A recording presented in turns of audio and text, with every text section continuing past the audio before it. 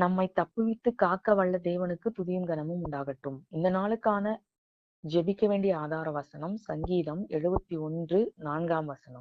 என் தேவனே, துன்மார்க்கனுடைய கைக்கும் நியாயக்கேடும் கொடுமை உள்ளவனுடைய கைக்கும் என்னை தப்புவியும். துதிப்பதற்கு சங்கீதம் 72:4. ஜனத்தில் சிறுமைப்படுகிறவர்களை அவர் நியாயம் விசாரித்து ஏழையின் பிள்ளைகளை ரட்சித்து இடுக்கண் செய்கிறவனை நொறுக்குவார். பொல்லாத இந்த உலகத்தில் அநேக துஷ்டர்களும் துன்மார்க்கரும் நிறைந்திருக்கிறதை நாம் அறிவோம்.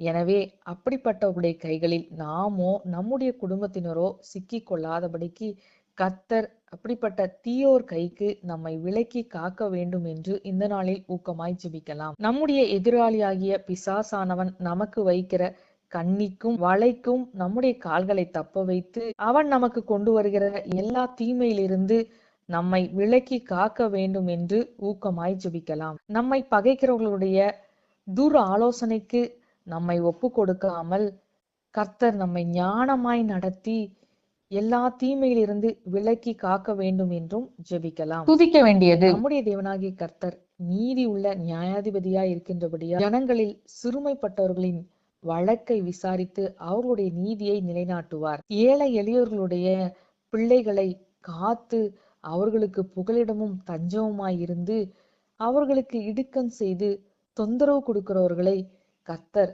அடக்கி போடுவார். அப்படிப்பட்ட நீதி உள்ள கர்த்தரை நாம் என்றும் துதித்து உயர்த்தலாம்.